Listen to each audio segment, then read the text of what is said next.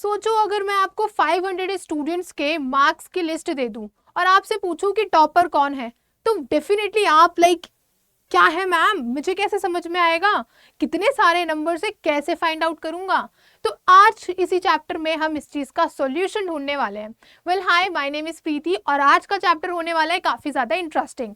It is all about organisation of data, कि हम actual में डेटा को ऑर्गेनाइज कैसे करते हैं। ये चैप्टर काफी इंपॉर्टेंट है बिकॉज आगे चल के हम लोग पढ़ने वाले हैं अर्थमेटिक मीन के बारे में, मीन मोड मीडियन, है ना। तो इन सारे चैप्टर्स में ना कुछ की पॉइंट्स इस चैप्टर में हम डिस्कस करेंगे जो यूजफुल है।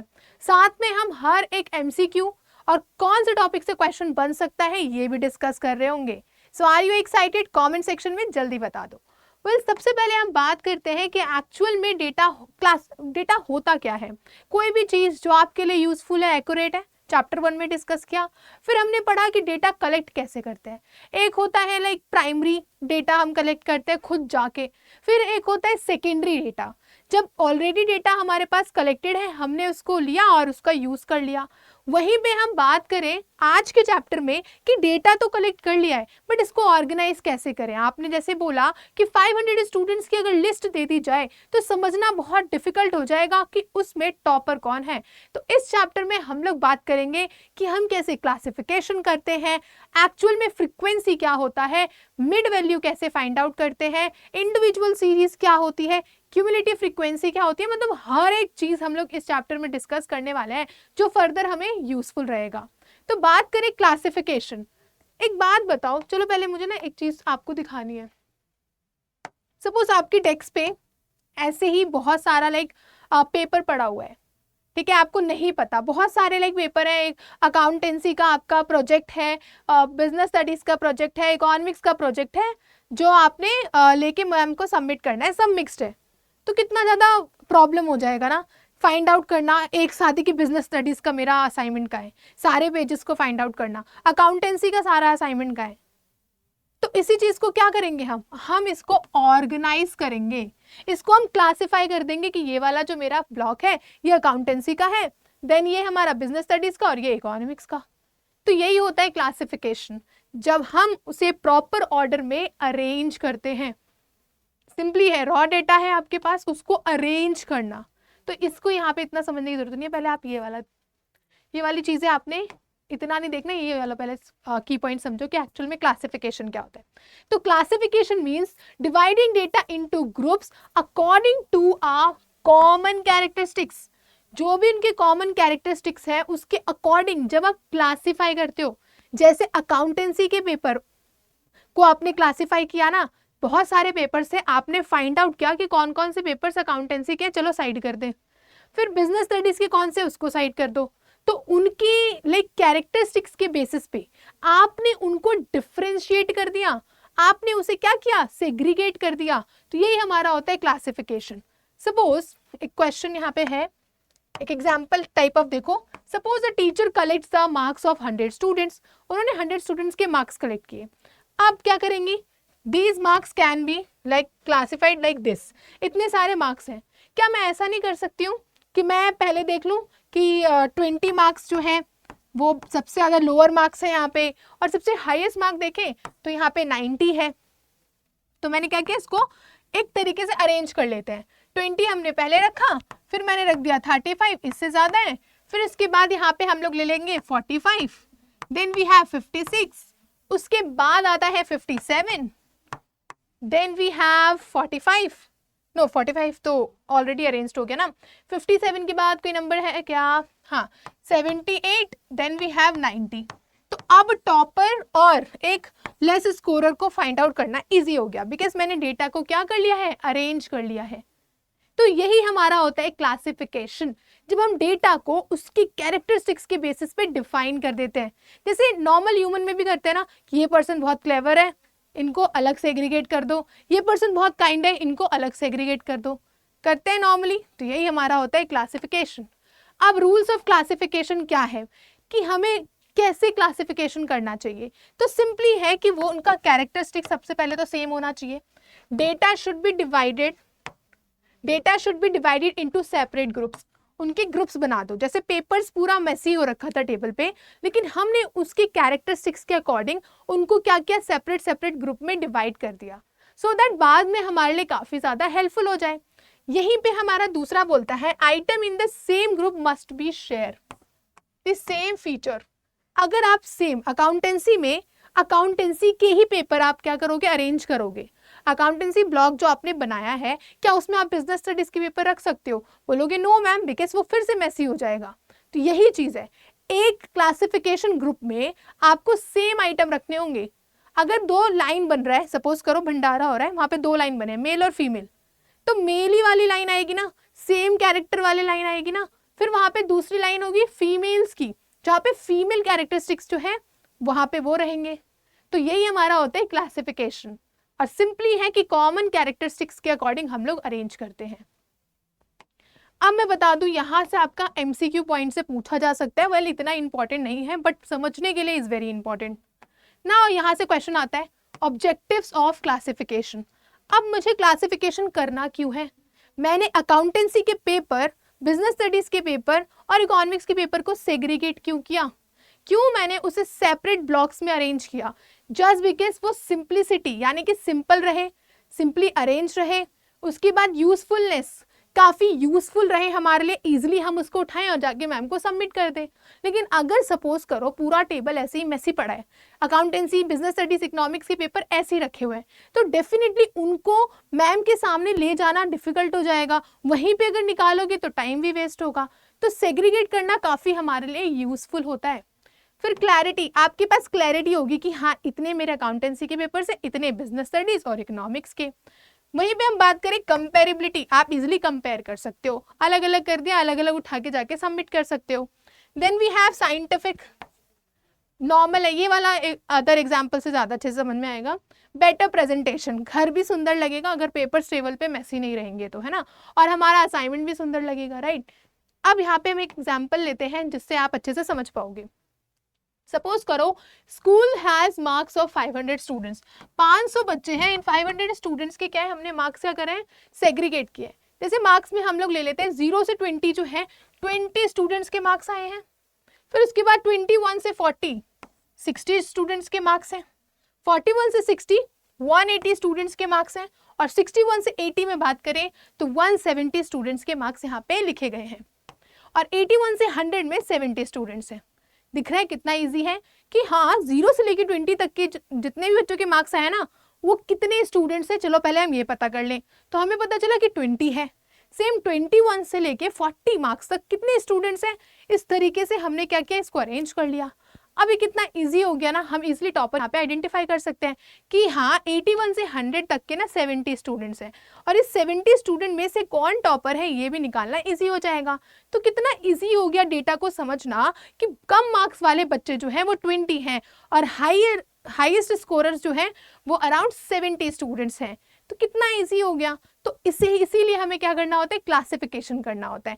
500 स्टूडेंट्स का डेटा एक बार मैं रीड करने बैठूं तो डेफिनेटली बहुत डिफिकल्ट हो जाएगा, लेकिन मैं अगर उनको एक क्लासिफाई कर दूं एक ग्रुप में तो कितना इजी हो जाएगा समझना। पता चल गया मुझे कि 0 से लेकर 20 तक मार्क्स वाले बच्चे 20 हैं और इन पे मुझे ज़्यादा फोकस करने की ज़रूरत है डेफिनेटली।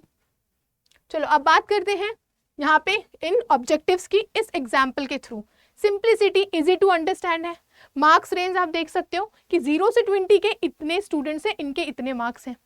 फिर 21 से 40 स्टूडेंट जो हैं, 40 मार्क्स वाले स्टूडेंट 60 हैं। 41 से 60 में 180 हैं। तो यहाँ पे यूजफुलनेस है, आप आइडेंटिफाई कर सकते हो कि वीक स्टूडेंट्स कितने हैं हमारे क्लास में, वीक स्टूडेंट्स जो हैं उन पे कैसे फोकस करना है। तो यूजफुलनेस भी समझ में आ गया। क्लैरिटी, आपको पता है हाई स्कोरर कौन है, लो स्कोरर कौन है, इसलिए आप आइडेंटिफाई कर रहे हो। आपके पास एक क्लैरिटी है कि कितने स्टूडेंट्स जो हैं अभी भी इकोनॉमिक्स में वीक हैं और उनको ज़्यादा फोकस कराने की ज़रूरत है। देन वी हैव क्लैरिटी, हमें क्लियर हो गया। स्ट्रक्चर, आपके पास एक स्ट्रक्चर है, पूरे 500 स्टूडेंट्स का आपके पास स्ट्रक्चर आ गया है कि इतने रेंज में इतने स्टूडेंट जो हैं वो फॉल कर रहे हैं। हर एक बच्चे का डेटा याद रखना थोड़ा डिफिकल्ट हो जाता है, तो इसीलिए क्लासिफिकेशन हमें हेल्प करता है कि हम उनको ग्रुप कर दें, सो दैट हम उनको इजीली क्या कर सके, प्रिडिक्ट कर सके, अंडरस्टैंड कर सके। Is it clear? Now we have objectives जो हमने अभी क्लियरली समझ लिया है। सिंप्लिसिटी और यूजफुलनेस, क्लैरिटी एंड कंपैरेबिलिटी होनी चाहिए, साइंटिफिक स्ट्रक्चर और बेटर प्रेजेंटेशन। एक स्ट्रक्चर दे दिया गया है, एक बेटर क्या किया उस चीज को प्रेजेंट किया गया है। चलो अब हम आ जाते हैं क्लासिफिकेशन ऑफ गुड, आप कैरेक्टरिस्टिक्स ऑफ गुड क्लासिफिकेशन, कि क्लासिफिकेशन आप कर तो रहे हो बट कैसा क्लासिफिकेशन करना चाहिए जो बेटर लगे। तो सबसे पहला है कॉम्प्रिहेंसिव। ऐसा नहीं है कि अगर आपको बोला जाए कि 500 स्टूडेंट्स के मार्क्स जो हैं उसको अरेंज करना है, लेकिन आपने क्या किया, आप बोलोगे छोड़ो ना मैम इतना कोई नहीं देखता, तो आपने 300 स्टूडेंट्स का क्या किया, क्लासिफिकेशन कर दिया। बेटा वो गलत हो जाएगा। आपने 200 स्टूडेंट्स के मार्क्स छोड़ दिए, जिससे हमें पता लग सकता है कि कितने बच्चे उसमें वीक हैं और टॉपर है। तो इसलिए कॉम्प्रिहेंसिव होना इंपॉर्टेंट है। Every item should fit into class, हर एक आइटम को हमें फिट करने की नीड है, वो किसी ना किसी ग्रुप में आने चाहिए। जैसे अगर हम बात करें स्कूल में 12 क्लास होता है, फर्स्ट से लेके क्लास 12 तक की क्लासेस होती हैं। अब जितने भी स्टूडेंट्स हैं हम क्या करेंगे, उनको क्लासेस में डिवाइड कर देंगे कि ठीक है जो मेरा क्लास सेकंड है उसके स्टूडेंट्स उसमें, क्लास थर्ड में क्लास थर्ड के स्टूडेंट्स। तो कोई भी स्कूल में अगर बच्चा एडमिशन लेने आएगा तो डेफिनेटली मैं उसे किसी ना किसी क्लास में क्या करूंगी, फिट करूंगी। तो सिंपली यही बोलता है कि कॉम्प्रिहेंसिव होना चाहिए, जितना भी हमारे पास डेटा है वो किसी ना किसी ग्रुप में क्या होना चाहिए, फिट हो जाना चाहिए। देन वी हैव क्लियर, बिल्कुल क्लियर प्रेजेंटेशन हो। क्लासिफिकेशन शुड बी क्लियर, जैसे मेल और फीमेल इनकी क्लासिफिकेशन एकदम एक्यूरेट होनी चाहिए, मेल एक जगह और फीमेल एक जगह होना चाहिए। अदरवाइज ये काफ़ी ज़्यादा एम्बिगियस हो जाएगा, काफ़ी ज़्यादा बेकार हो जाएगा अगर क्लासिफिकेशन ठीक नहीं होगा तो। Is it clear? अब मैं बात करती हूँ, ये बहुत इंपॉर्टेंट है, वेरी वेरी इंपॉर्टेंट, मार्क कर लो इसे, यहाँ से क्वेश्चन आता है। अब होमोजीनियस, एक जैसे आइटम एक में अगर क्लासिफाई करेंगे तो बेटर है ना। क्लास थर्ड के स्टूडेंट अगर एक क्लास में बैठेंगे क्लास थर्ड में तो टीचर्स को इजी हो जाएगा उन्हें पढ़ाना, लेकिन वहीं पे एक क्लास में मैं क्लास 7, 6, 8, 9, 11, 12 सारे स्टूडेंट्स अगर मैं क्या करूं, बिठा दूं तो काफी ज्यादा डिफिकल्ट नहीं हो जाएगा उनको पढ़ाना, डेफिनेटली काफी डिफिकल्ट हो जाएगा और मैं नहीं पढ़ा पाऊंगी, राइट। तो यहाँ पे इंपॉर्टेंट है कि होमोजेनियस होना चाहिए, एक तरीके का डेटा सिर्फ एक ही ग्रुप में फिट किया होना चाहिए। क्लियर? फिर उसके बाद आता है all apples are kept in one fruit basket. जैसे यहाँ पे है कि एग्जाम्पल है कि बहुत सारे फ्रूट्स हैं आपके घर में, आपने क्या किया, एप्पल्स को एक बास्केट में रख दिया, ऑरेंजेस को एक बास्केट में रख दिया, तो ये काफी इजी हो जाएगा ना सेग्रीगेट करना, एप्पल वाला बास्केट, ऑरेंज वाला बास्केट। अगर मिक्स कर देंगे तो कितना गंदा लगेगा, राइट। तो इसीलिए हमें सेग्रीगेट करना इंपॉर्टेंट होता है सो दैट वो चीज काफी अच्छी दिखे। आप सूटेबल देखो, अच्छा मेरे पास एग्जाम्पल है, कभी देखा है हमारी अलमीरा, अलमीरा में जैसे मैं तो ऐसे ही करती हूँ कि मेरे बहुत सारे कपड़े होते हैं, मैं ऐसे ही रख देती हूँ उसे, फिर मैं जब खोलती हूँ ना तो सारे कपड़े मुझ पे गिरते हैं, कितना गंदा लगता है। लेकिन वहीं पे मैं उसको अरेंज कर दूँ, मैं जीन्स को अलग रख दूँ, टी शर्ट्स को अलग रख दूँ, अपने अदर जो भी नेसेसरी क्लोथ्स है उसको अलग रख दूँ, तो कितना बेटर लगेगा। ऐसे खोलूंगे, आय हाय कितना सुंदर है, ऐसे लिया और ऐसे करके पहन लिया, राइट। तो ये हमारा क्लासिफिकेशन करता है, डेटा को इतना ईजी बना देता है कि सामने वाला पर्सन ईजिली समझ जाए। Suitable classification should match the objective of the study। अब क्लासिफिकेशन ऐसे करो ताकि आपको इजीली समझ में आ जाए। सपोज करो एक एम्प्लॉयर है, वो जानना चाहता है कंपनी में जो एम्प्लॉय है यानी जो वर्कर्स है उनकी सैलरी क्या है, तो क्या करेंगे, वो सारे एम्प्लॉयज को कैटेगराइज कर देंगे। कितने एम्प्लॉयज हैं जो 1 लाख तक की सैलरी अर्न कर रहे हैं, कितने एम्प्लॉयज हैं जो 50,000 की अर्न कर रहे हैं, कितने एम्प्लॉयज हैं जो 30,000 से भी कम कमा रहे हैं। तो अब उसको वो क्या करेंगे, अरेंज कर लेंगे, तो इजिली उन्हें समझ में आ जाएगा कि कौन सा एम्प्लॉय कितना अर्न कर रहा है। ऑन एन एवरेज उन्हें पता चल जाएगा कि कितने एम्प्लॉयज कितना अमाउंट तक जा रहे हैं, है ना, कितना अमाउंट वो क्या कर रहे हैं, हर साल अर्न कर रहे हैं, हर मंथ अर्न कर रहे हैं। लेकिन वहीं हम लोग बात करें, अगर मैं ये कर दूं कि जानना तो मेरा एम्प्लॉयर चाहता है कि सैलरी क्या है हर एक पर्सन की, बट मैं उन्हें स्नैक्स बता दूं कि इस वाले एम्प्लॉय को ये वाला स्नैक पसंद है, ये वाला एम्प्लॉय ये नूडल्स खाता है, 15 लोग जो है 15 एम्प्लॉयज है वो नूडल्स प्रेफर करते हैं, तो क्या ये सूटेबल होगा? क्लासिफिकेशन का ऑब्जेक्टिव डिफरेंट है बट मैं कलेक्ट डेटा किसी और तरीके से कर रही हूं। Is it perfect? नो। सो समझ आ गया बेटा? चलो अब हम बात करते हैं 4 बेस ऑफ क्लासिफिकेशन की। पहले इसको समझते हैं फिर हम दोबारा से स्लाइड पे चलेंगे। तो हम क्या करते हैं ना, बेसिकली डेटा को 4 बेसिस में क्या करते हैं, क्लासिफाई करते हैं। पहला होता है ज्योग्राफिकल लोकेशन के बेसिस पे, फिर क्रोनोलॉजिकल क्लासिफिकेशन, फिर qualitative classification and quantitative classification. बहुत डिफिकल्ट लग रहा है, कुछ समझ नहीं आ रहा है मैम कि ज्योग्राफिकल क्लासिफिकेशन क्या है, उसके बाद हमारे पास क्रोनोलॉजिकल क्या है, then we have qualitative classification and quantitative classification. Bit difficult, कोई बात नहीं, I have example also. Suppose करो एक मोबाइल कंपनी है, इस मोबाइल कंपनी का जो है वो सेल जानना चाह रही है कि मेरा इंडिया में कौन कौन सी जगह पे कितना सेल हुआ है। तो ज्योग्राफिकल लोकेशन से क्या देखेगी, दिल्ली में कितना सेल है, मुंबई में कितना सेल है, तेलंगाना में कितना सेल है, केरला में, ठीक है। तो हर एक रीजन में वो चेक करना चाहेगी कितना सेल आया है। तो ज्योग्राफिकल लोकेशन समझ में आ गया कि क्लासिफिकेशन हम लोग सिटी वाइज कर रहे हैं कि इस सिटी में मेरी कितनी सेल होती है, इस सिटी में मेरी कितनी सेल होती है। अब क्रोनोलॉजिकल सेल इन 2022 में इस कंपनी ने कितनी सेल की है, 2023 में कौन सा मोबाइल कितना बिका है, 2024 में कितनी सेल हो रही है मेरी। तो यहाँ पे क्रोनोलॉजिकल मतलब टाइम, हर साल कितनी कितनी सेल्स जो है वो बढ़ रही है, तो ये भी क्लासिफिकेशन होता है। ज्योग्राफिकल मतलब लोकेशन वाइज, सपोज अगर मेरी टी शर्ट की फैक्ट्री है तो मैं डेफिनेटली कोल्ड वियर वाले टी शर्ट बनाऊंगी कौन से एरिया में, जो नॉर्दर्न में है। मैं थोड़े गर्मी वाले कपड़े बनाऊंगी दिल्ली रिलेटेड एरियाज में, गोवा रिलेटेड एरियाज में, सो दैट वहां पे गर्मी ज्यादा होती है, राइट। तो इस तरीके से मैं क्या करूंगी, सेग्रीगेट कर दूंगी अपने कपड़ों को। तो यही हमारा होता है बेटा good classification on 4 base of classification. अब आता है क्वालिटेटिव। क्वालिटेटिव में ऐसे कह सकती हूँ कि कुछ मेरे मोबाइल के प्रोडक्ट्स जो है ना कस्टमर्स के अकॉर्डिंग बहुत अच्छे हैं, टॉप नॉच है, या फिर आप ऐसे कह सकते हो गुड टीचर बैड टीचर इन अ स्कूल।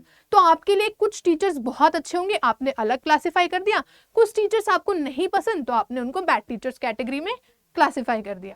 ऑल्दो सारे टीचर्स अच्छे होते हैं, है ना। ओके फिर यहाँ पे आता है क्वालिटेटिव, क्वांटिटेटिव। क्वांटिटेटिव में क्या होता है, नंबर्स। जैसे मैं ये लिख सकती हूँ कि 10,000 के जो मोबाइल्स है ना वो मेरे ज्यादा बिक रहे हैं, 20,000 वाले मोबाइल्स मेरे कम बिक रहे हैं, ठीक है। तो इससे मैं एनालिसिस कर सकती हूँ कि 10,000 वाले मोबाइल्स को मुझे ज्यादा मैन्युफैक्चर करने की इंपॉर्टेंस है। क्लियर, तो ये समझ में आ गया होगा। तो ये एग्जाम्पल जो है काफी इंपॉर्टेंट है, इस एग्जाम्पल का आप स्क्रीनशॉट भी ले सकते हो। और फिर 4 ways of classification, take the screenshot। okay now we have this diagram, ये काफी इंपॉर्टेंट है इसलिए समझ में आ जाएगा। Geographical, chronological, qualitative and quantitative measurement में हम क्या करते हैं, अपने क्लासिफिकेशन को डिवाइड करते हैं। Take the screenshot. Now qualitative classification ऐसा भी हो सकता है जैसे पॉपुलेशन में कुछ पॉपुलेशन लिटरेट है और कुछ इलिटरेट। अब इस लिटरेट में भी कुछ हाई स्किल्स हो सकते हैं, लो स्किल हो सकते हैं, कुछ रूरल में एरिया में रहते हैं, कुछ अर्बन एरियाज में रहते हैं। क्लियर, ये तो बहुत सिंपल है, लिटरेट और इलिटरेट। जब हम फर्दर क्लासिफिकेशन करते हैं तो चीजें काफी कॉम्प्लेक्स होती जाती है ना, इतना इंपॉर्टेंट नहीं है, स्लाइड थोड़ी सी बिट डिफिकल्ट हो जाएगी समझनी। द कॉम्पोनेंट ऑफ वेरिएबल, अब हम यहाँ पे समझेंगे कि एक्चुअल में वेरिएबल क्या होता है। देखो ये काफी इंपॉर्टेंट है, वेरिएबल क्या है, यहाँ से क्वेश्चन आपका पूछा जाएगा। और ये अब यहाँ से जो टॉपिक स्टार्ट हो रहा है ना, it is very very important for your further chapters. जब आप अर्थमेटिक, मीन, मोड, मीडियन पढ़ोगे, रिग्रेशन पढ़ोगे, है ना, कोरिलेशन वाले चैप्टर्स पढ़ोगे, तो ये सारे टॉपिक्स आपके लिए इंपॉर्टेंट रहेंगे। अब वेरिएबल क्या होता है, हमने हमेशा बचपन में पढ़ा है, वेरिएबल मीन्स जिसकी वैल्यू चेंज हो जाए। कोई भी चीज जो चेंज होती है उसे हम वेरिएबल बोलते हैं। क्लियर, जैसे anything whose value can be change, कोई भी चीज जिसकी वैल्यू चेंज हो जाए। जैसे सपोज करो मेरी इनकम अभी 10,000 है लेट्स से, लेकिन कल जाके मेरी इनकम 20,000 हो जाए, वेरिएबल है, चेंज हो रहा है टाइम टू टाइम। जैसे मेरी एज है, अभी मेरी एज 21 है, हो सकता है कल मेरी एज 25 हो जाए, तो ये क्या है, वेरिएबल है, चेंज हो रहा है। तो यही पे चीज है, characteristic that has different value for different people. अब ये भी है कि हर एक पर्सन की एज डिफरेंट डिफरेंट होगी, जरूरी तो नहीं है कि सबकी एज सेम हो, नहीं ना, तो पर्सन टू पर्सन ये चीज वेरी करती है। वेरिएबल मीन्स जो चेंज हो जाए किसी के लिए भी। जैसे यहाँ पे मैंने एग्जाम्पल लिया है मार्क्स ऑफ राम, श्याम और अरुण। तो श्याम के मार्क्स आते हैं 80 और राम के मार्क्स है 80 और श्याम के 75 और अरुण के 90 मार्क्स है। क्लियर, अब यहाँ पे इनकी एज बात करें तो सबकी एज भी डिफरेंट है। राम की एज है 16, श्याम की एज है 17 और अरुण की एज है 18। तो सबकी एज भी यहाँ पे क्या है, डिफरेंट डिफरेंट है। वही हम बात करते हैं हाइट, तो height is also again different, so it is called variable, जो पर्सन टू पर्सन डिफर करती है, टाइम टू टाइम चेंज हो जाता है, तो उसे हम क्या बोलते हैं, वेरिएबल बोलते हैं। चलो टाइप्स ऑफ वेरिएबल में बात करें तो एक होता है यूनिवेरिएट और दूसरा होता है बाइवेरिएट, ठीक है। अब यहाँ पे यूनिवेरिएट मतलब जहाँ पे हम वन वेरिएबल रिलेटेड बात करते हैं चीजों की, जैसे अगर मैं स्टूडेंट ले लूँ, यहाँ पे हम ले लें अरुण और ये बबलू और ये चिंटू, तो अरुण के जो मार्क्स है वो 80 है, बबलू के मार्क्स जो है वो 75 है और चिंटू के मार्क्स 90 है। नाम चिंटू है बट मार्क्स अच्छे आए हैं, है ना। तो यहाँ पे क्या है, वन वेरिएबल जब हम एक ही चीज के बारे में बात करें तो हम उसे यूनिवेरिएट बोल देते हैं। एमसीक्यू के लिए अगेन इंपॉर्टेंट, यूनिवेरिएट मीन्स जब हम एक ही वेरिएबल की बात करें, किसी के बारे में भी जब हम एक चीज के बारे में बात करते हैं तो हम उसे यूनिवेरिएट बोलते हैं। जैसे मैं कह दूं कि लेट्स से रामू, श्यामू और घनश्याम 3 लोग हैं, इनकी सैलरी की बात करते हैं, एक की 10,000, 20,000, 30,000, तो सिर्फ हमने सैलरी की बात की है। जब हम एक फैक्टर की बात करते हैं तो उसे हम लोग बोलते हैं यूनिवेरिएट, मतलब कि एक वेरिएबल। क्लियर, अब तो एग्जाम्पल समझ में आ गया होगा ना। देखो अगर कोई गलती या कुछ भी आपको नहीं समझ में आ रहा है तो कमेंट सेक्शन में आप मुझे जरूर बता देना, ओके, तो मैं उस पर जरूर आपके लिए वीडियो बना दूंगी। अब बात करते हैं बाइवेरिएट। बाइवेरिएट मतलब टू वेरिएबल, जब दो वेरिएबल की बात हो, जैसे मैंने क्या किया, मैंने रामू, श्यामू और घनश्याम की सैलरी ली, अब मैं ले सकती हूँ यहाँ पे उनकी वाइफ की एज, जैसे उनकी एज ले लूंगी उनकी वाइफ की, कि एक की वाइफ की एज जो है वो 16 है, 16 ओके 26 है, एक की 30 है, एक की 35 है। तो इस तरीके से मैंने दो फैक्टर्स इन्वॉल्व कर लिए। जैसे यहाँ पे भी कह सकती हूँ स्टूडेंट अरुण, अब स्टूडेंट की बात कर लेते हैं, अरुण, बबलू और चिंटू, तो इनके मार्क्स इस तरीके से हैं और इनका एज मैंने ले लिया 18, 17 और 16। तो एज और नंबर्स, जब मैं दो वेरिएबल्स की बात करती हूँ तो इसे मैंने क्या बोल दिया, बाइवेरिएट बोल दिया। एग्जाम्पल समझ में आ गया होगा, बोलो बोलो यस मैम, आ गया समझ में एग्जाम्पल। चलो अब एक काम करो, स्क्रीनशॉट भी ले लो बिकॉज एग्जाम के लिए काफी इंपॉर्टेंट है। डन। चलो अब बात करते हैं मल्टीवेरिएट, जब हम एक चीज की बात नहीं कर रहे, अब हम ये बात कर लेंगे उनके बच्चे कितने हैं। रामू, श्याम और घनश्याम, उनकी सैलरी बात की और उनकी वाइफ के बारे में बात की कि उनकी एज क्या है। उसके बाद हम उनके बच्चे के बारे में बात करते हैं कि रामू के 3 बच्चे हैं, श्यामू जो है उनके 2 बच्चे और घनश्याम के 4 बच्चे। तो इस तरीके से हमने बच्चों के बारे में बात कर लिया। तो यहाँ पे फैक्टर्स कितने हो गए, 2, income, then as second and then उनके बच्चे, 3 फैक्टर्स हो गए। या हम चौथा भी रख सकते हैं कि उनके घर कितने हैं, 1 घर है, 2 घर है या 3 घर है, ठीक है। तो जब हम बहुत सारे फैक्टर्स की बात करते हैं तो उसे बोल देते हैं मल्टीवेरिएट। क्या बोलेंगे, मल्टीवेरिएट बोलेंगे। मोर देन 2 वेरिएबल्स, जब हम 2 से ज्यादा चीजों के बारे में बात करेंगे तो उसे बोलेंगे। जैसे यहाँ पे मैंने चिंटू लिया, भाई चिंटू टॉपर है तो इसका एग्जाम्पल लेना तो बनता है ना। तो इसके मार्क्स आ गए 80, एज है इसकी 16 और हाइट है इसकी 160 सेंटीमीटर, मतलब लंबा है काफी। अच्छा अपनी हाइट बताओ जल्दी कितनी है। ओके यहाँ पे फोर्थ एग्जाम्पल, आप फोर्थ देख लो क्या होता है, डिस्क्रीट वेरिएबल। डिस्क्रीट वेरिएबल मतलब होता है जिसको आप काउंट कर सकते हो, क्या भी चेंज भी नहीं होगा ज्यादा। टेक ओनली होल नंबर्स, यहाँ पे सिर्फ आप क्या करोगे, होल नंबर्स ही लोगे। डिस्क्रीट मतलब होता है फिक्स्ड, डिस्क्रीट मतलब होता है एकदम फिक्स, जैसे होल, जैसे किसी की एज 16 हो सकती है ना। आप किसी की एज जो है लेट्स से इसे नहीं देते, जैसे मैं बात करती हूँ स्टूडेंट्स लेते हैं, किसी की लाइक स्टूडेंट कितने हो सकते हैं क्लास में, 40 हो सकते हैं, 60 हो सकते हैं, क्या 40.5 स्टूडेंट्स हो सकते हैं, नो मैम नॉट पॉसिबल। आप किसी 3rd क्लास के बच्चे को थोड़ी ना अपने क्लास में बिठा देंगे, तब भी तो वो एक ही स्टूडेंट होगा ना। तो यहाँ पे यही है, डिस्क्रीट मतलब जो चीज फिक्स्ड हो, जैसे नंबर ऑफ स्टूडेंट्स फिक्स्ड होते हैं, नंबर ऑफ एप्पल्स फिक्स्ड होते हैं, नंबर ऑफ डेज फिक्स्ड होते हैं। तो ये क्या होता है हमारा डिस्क्रीट, जब कोई चीज फिक्स्ड है तो उसे हम लोग डिस्क्रीट वेरिएबल बोलेंगे। Then we have continuous variable. अब यहाँ पे क्या है, कॉन्टिन्यूअस है, कोई चीज अगर चेंज हो रही है, जैसे सपोज किसी की एज ले लेते हैं 16.5 हो सकती है ना, 16 साल 5 महीने। किसी की हाइट 160.5 सेंटीमीटर हो सकती है, किसी का वेट 70.8 हो सकता है। तो जब हमारा कॉन्टिन्यूअस आ जाए, जैसे 15.1, 15.2, 15.3 ऐसे करके कोई भी चीज जा रही है सीरीज में, तो इसे हम लोग कॉन्टिन्यूअस बोलते हैं, बिकॉज यहाँ पे कोई फिक्स्ड नहीं है। लेकिन हम बात करें 15 then again then jump to 16, तो ये हमारा डिस्क्रीट हो जाता है। कॉन्टिन्यूअस मतलब जो कॉन्टिन्यू है, जिसके हर एक पॉइंट और डेसिमल्स भी इंक्लूडेड है। लेकिन डिस्क्रीट में पॉइंट और डेसिमल इंक्लूडेड नहीं होते, वो पूरे नंबर्स को ही वहां पे काउंट कर रहा होता है। लेकिन कॉन्टिन्यूस में ऐसा नहीं है, कॉन्टिन्यूस में चीजें चेंज होती है तो वो इंक्लूड हो जाता है। जैसे किसी की एज जरूरी तो नहीं है 16 से सीधे 17 हो जाए, नॉट पॉसिबल ना। 16.1 होगा, 16.2 होगा, 16.3 होगा, तब जाके 17 होगा ना। तो इसीलिए इसको क्या बोलते हैं, कॉन्टिन्यूस वेरिएबल बोलते हैं। बस इतना याद रखना है आपको। चलो अब यहाँ पे डिस्क्रीट और कॉन्टिन्यूस का एक एग्जाम्पल भी है।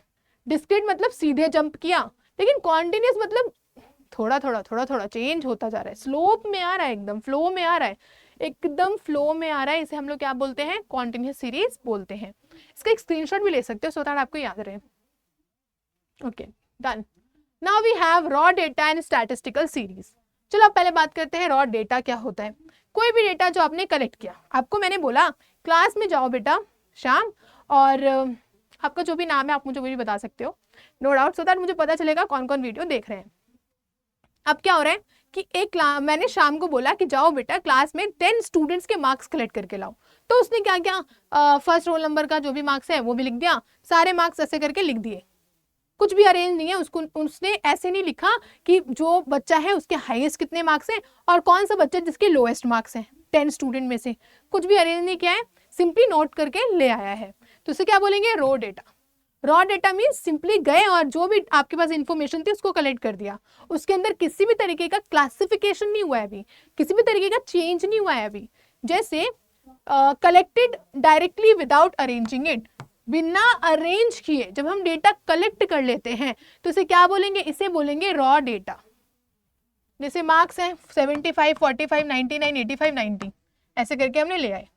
लेकिन अब स्टैटिस्टिकल सीरीज क्या होता है कि जो ये मार्क्स सैम कलेक्ट करके लाया ना, मैं तो मैम हूँ, मेरे को तो पता करना है कि सबसे हाईएस्ट मार्क्स किसके आए इन 10 स्टूडेंट में, लोएस्ट किसके आए, तो मैं इसको क्या करूंगी, अरेंज करूंगी।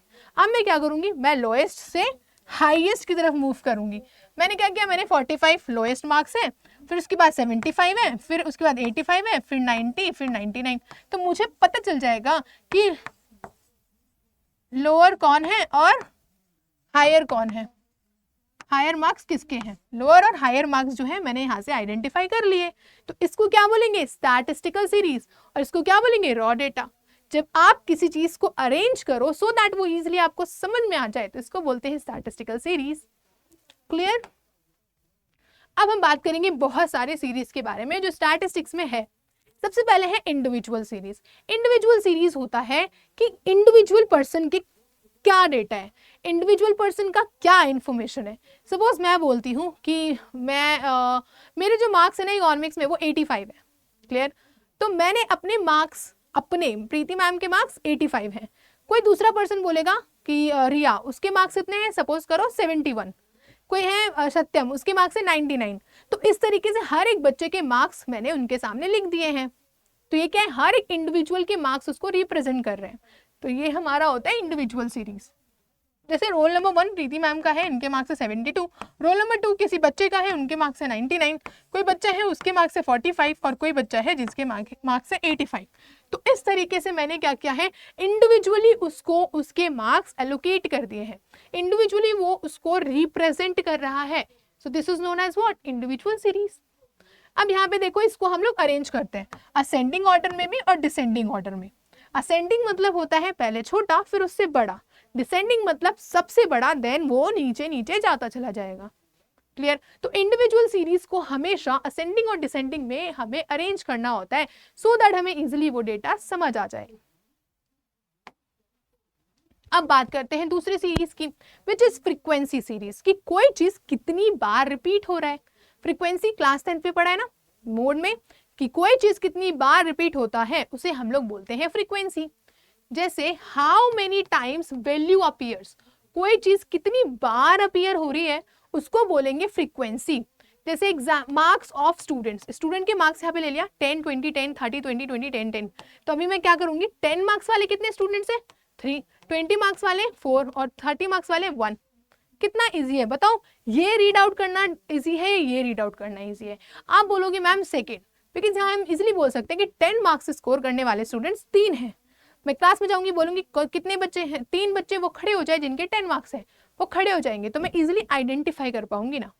तो इसलिए मैंने क्या किया, इनको इनके फ्रीक्वेंसी के अकॉर्डिंग हमने अरेंज कर दिया है। जब डेटा हमारे पास बहुत ज़्यादा होता है तो हम उसके फ्रीक्वेंसी के अकॉर्डिंग क्या करते हैं, उसको अरेंज कर देते हैं। क्लियर बच्चा? चलो अब हमारे पास दूसरा क्या है, दूसरा है हमारे पास टाइप ऑफ फ्रीक्वेंसी सीरीज। अब फ्रीक्वेंसी सीरीज तो आपने बता दिया कि कितनी बार किसी चीज का रिपीटेशन हो रहा है उसको अरेंज कर रहे हैं। कितने टाइप का होता है मैम? सबसे पहले है डिस्क्रीट सीरीज, जो एक चीज को रिप्रेजेंट कर रहे हैं। जैसे 10 मार्क्स वाले स्टूडेंट 2 हैं, 10 मार्क्स को 2 बच्चे रिप्रेजेंट कर रहे हैं, 20 मार्क्स वाले 5 हैं और 30 मार्क्स वाले 1 है। Exact value along with its frequency, it's called discrete series. Discrete frequency series भी हम इसे बोल सकते हैं। Again very important. Then we have frequency distribution series. Data is grouped into class intervals. Frequency के बेसिस पे हम लोग क्या करेंगे, इसको डिस्ट्रीब्यूट करेंगे। जैसे मैं ये कह सकती हूँ कि 10 से लेके 20 तक कितने स्टूडेंट्स हैं जिन्होंने मार्क्स स्कोर किए हैं, तो आप बोलोगे 7।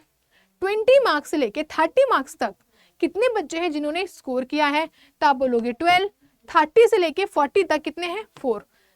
अब ये बहुत इजी है। कैसे मैम? सपोज करो अगर मुझे ऐसा डेटा बोलना होगा कि 5 मार्क्स वाले कितने स्टूडेंट्स हैं, 6 मार्क्स वाले कितने स्टूडेंट हैं, 7 मार्क्स वाले, देन 100 तक कितने हैं, तो कितनी लंबी लिस्ट बन जाएगी और कितना डिफिकल्ट हो जाएगा उस डेटा को समझना, राइट। लेकिन यहाँ पे क्या है, बहुत इजी है। आपने क्या किया है, आपने अरेंज कर लिया है कि 10 से 20 तक कितने स्टूडेंट्स हैं जिनके मार्क्स आ रहे हैं, तो हमें पता चल जाएगा कि इस रेंज ग्रुप में कितने मार्क्स वाले बच्चे हैं और डेटा काफी छोटा होगा। लेकिन अगर आप हर इंडिविजुअल का लिखने गए तो कितना बड़ा डेटा बन जाएगा और काफी ज्यादा डिफिकल्ट हो जाएगा। Clear? Frequency distribution series. Now we have tally mark method. Tally mark क्या होता है, वो तो हमने क्लास में 8th में भी पढ़ा है, 7th में भी पढ़ा है और 10th में भी पढ़ा है, राइट। तो इसमें सिंपली क्या करते हैं, जैसे यहाँ पे हम टेली लिखते हैं।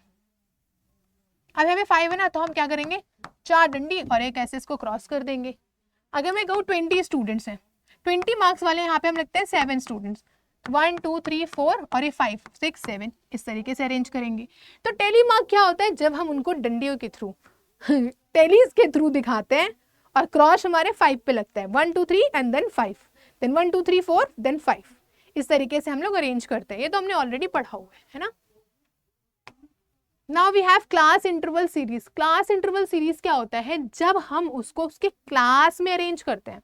एक क्लास बना लिया, 10 से 15 तक की क्लास है मेरी, 10 से 15 तक में जितने नंबर्स आएंगे वो मैंने उनके अंदर रख दिया। 15 से लेके 20 तक की क्लास बना ली, अब इसमें जितने नंबर आएंगे वो मैंने रख लिया। से 10 से लेके 15 तक में 11 12 13 14 15 सारे नंबर आ रहे हैं। 15 से लेके 20 में जितने नंबर्स हैं वो सारे आ रहे हैं, वो मैंने यहाँ पे इजिली अरेंज कर लिया है। जैसे यहाँ बात करें 10 से 15 तक कितने हैं, 11 है, 12 है, 13 है, 14 है, इनको मैंने क्या किया, यहाँ पे अरेंज कर लिया है। अब यहाँ पे 15 ये इंक्लूड नहीं करना होता, अपर लिमिट में नहीं आता। स्टैटिस्टिक्स में यहाँ 15 नहीं लेके आना, अपर लिमिट नंबर नीचे वाले में आता है। क्लियर? अब यहाँ पे बात करते हैं 16 17 18 19 15, यहाँ पे मैंने अरेंज कर लिया। क्लियर? तो ये हमारा क्या होता है बच्चा, क्लास इंटरवल सीरीज होता है कि क्लास हमने सेट किया, उसके अंदर कितने लोग हैं वो आ गए। 10 से 15 के बीच में कितने हैं, 15 वाले नहीं, उनके बीच में नंबर आएगा। इस तरीके से हमें हमारा होता है class interval series. Again very important. फिर हमारे पास है एक्सक्लूसिव सीरीज, फिर हम पढ़ेंगे इंक्लूसिव सीरीज के बारे में। दोनों series again very very very important, because ये आपके फर्दर चैप्टर्स में भी काफी ज्यादा हेल्पफुल रहेगा। Exclusive series, upper limit of one class is the lower limit of another class. Clear हो गया कि एक सपोज करो ये सीरीज है 10 से 15, अब यहाँ पे 15 से 20 ले लिया मैंने। क्लियर? तो यहाँ पे ना 15 नंबर आप इंक्लूड नहीं करोगे, मैंने बताया ऑलरेडी, इनके बीच का नंबर आता है 11 12 13 14 आ सकता है, 15 यहाँ पे इंक्लूड नहीं होगा। 15 कहाँ होगा मैम, 15 होगा यहाँ पे, क्योंकि यहाँ पे 15 है 15 से 20 तक, इसलिए इसको एक्सक्लूसिव बोलते हैं। एक्सक्लूसिव क्यों, क्योंकि ये अपर लिमिट को एक्सक्लूड करके चलता है। जैसे यहाँ पे देखो 10 से 15 तक, 15 से 20, 20 से 25, 25 से 30, ये हमारे नंबर्स हैं। अब यहाँ पे जो 15 है, if a student score 15 marks, तो वो इस वाली सीरीज में नहीं आएगा, यहाँ पे अपर लिमिट एक्सक्लूड होता है, वो इस वाली सीरीज में जाएगा। Done? Upper limit excludes from the class, इसलिए हम इसको एक्सक्लूसिव सीरीज कहते हैं। इंपॉर्टेंट है इसलिए मैं इसको बार बार रिपीट कर रही हूँ, ये चैप्टर ही बहुत इंपॉर्टेंट है। Now we have inclusive series. Upper limit and lower limit belongs to same class. Upper limit और लोअर लिमिट सेम क्लास से बिलोंग करता है। जैसे यहाँ पे देखो 10 से 14, 15 से 19, 20 से 24, 25 से 29। तो 10 से 14 तक जितने लोग हैं वो इसमें फॉल करेंगे, 15 से 19 तक जो जितने लोग हैं वो इसमें फॉल करेंगे। सपोज किसी बच्चे के 15 मार्क्स आए, पुराना वाला एग्जाम्पल लेते हैं, तो ये वाले में तो आएगा ही नहीं, यहाँ पे तो नंबर ही नहीं है, वो सिंपली इसी वाले ग्रुप में फॉल कर जाएगा। जब हमारे पास अपर लिमिट लोअर लिमिट उसी ग्रुप में फॉल करेगा तो उसे हम लोग इंक्लूसिव बोल देंगे। डन, समझ में आ गया? डाउट हो तो comment section is waiting for you. Now we have conversion of, अब ये बहुत इंपॉर्टेंट है भाई।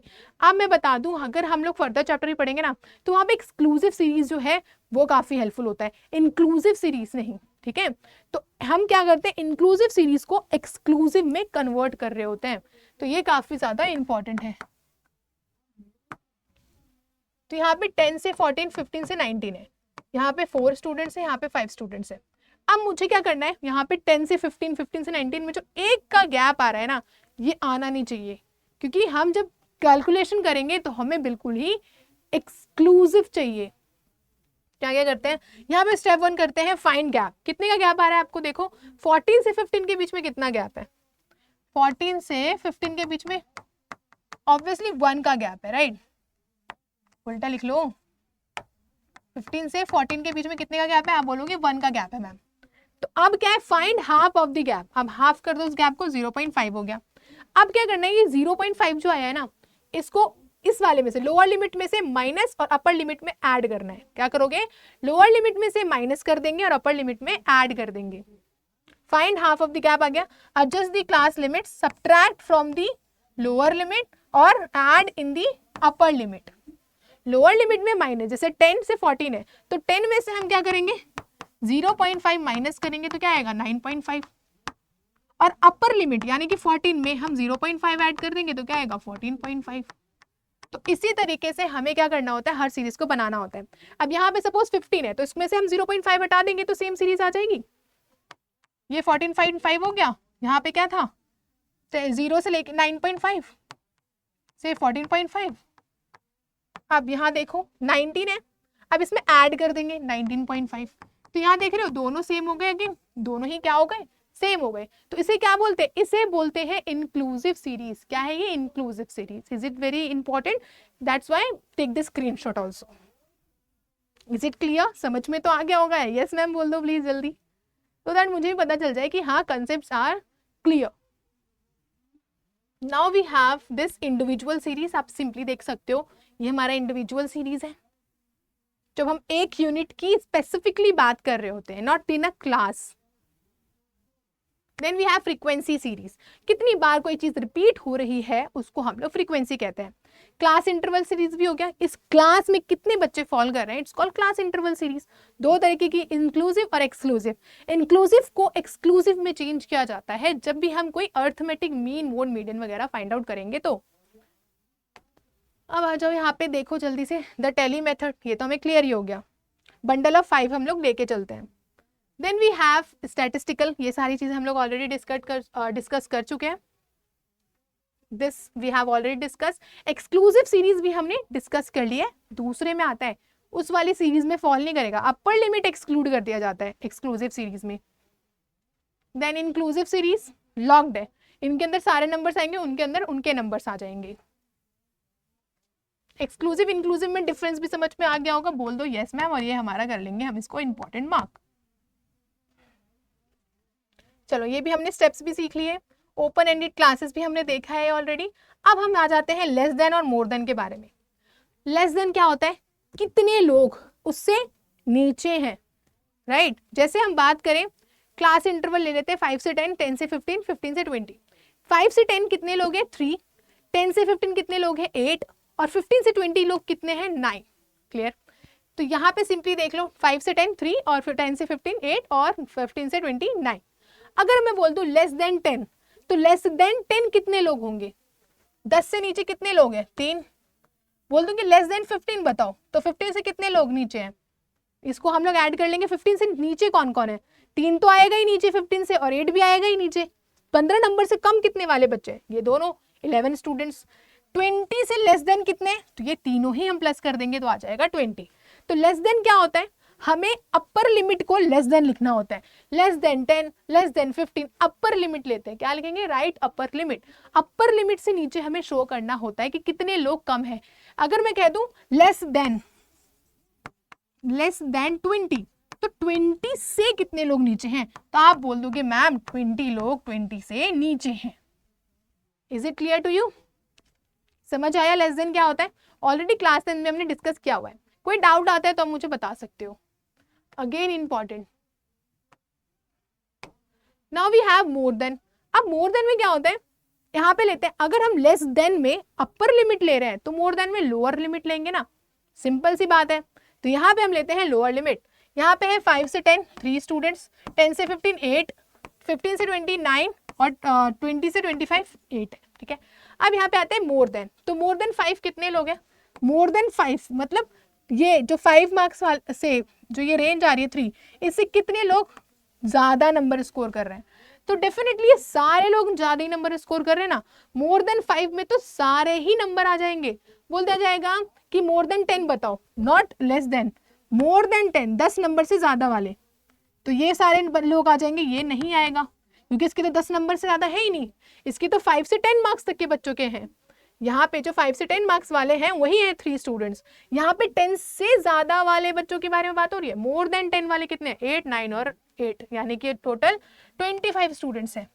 बात करें यहाँ पे, अगर बोलेगा मोर देन 15 बताओ, तो सिर्फ ये वाले बच्चे स्कोर कर आएंगे क्योंकि इन लोगों के मार्क्स तो कम है। तो मोर देन 15 में 17 स्टूडेंट्स हैं।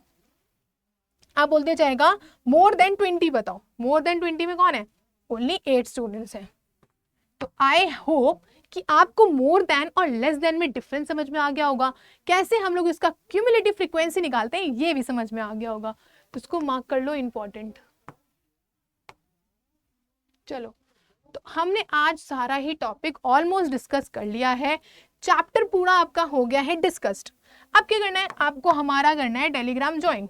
मैम क्यों करना है, बिकॉज यहाँ पे हम आपको क्विजेस नोट्स वगैरह भी प्रोवाइड करते रहेंगे, और ना डिस्क्रिप्शन में ना ऐप लिंक भी है। चैप्टर पढ़ लिया है, एमसीक्यू कहाँ से करोगे, क्वेश्चन की प्रैक्टिस कहाँ से करोगे, तो इस क्वेश्चन की प्रैक्टिस के लिए क्या करना है, सिंपली डिस्क्रिप्शन में जाना है, वहां पे ऐप लिंक है, उस पर क्लिक करोगे, ऐप डाउनलोड करोगे, वहां से अपनी प्रैक्टिस कर लोगे। पहले टेलीग्राम पहले ज्वाइन कर लो, बिकॉज यहाँ पे हम आपको नोट्स वगैरह भी प्रोवाइड करते रहते हैं। इवन मेरे हैंड रिटन नोट्स मैं आपको प्रोवाइड कर दूंगी जो काफी इजी लैंग्वेज में है, वो तो आपने देख लिया राइट। अगर कोई डाउट आता है तो comment section is waiting for you, वहां पे जाओ और मेरे साथ कनेक्ट हो जाओ, और कुछ भी डाउट आता है तो प्लीज वहां पे let me know. Thank you so much, bye bye.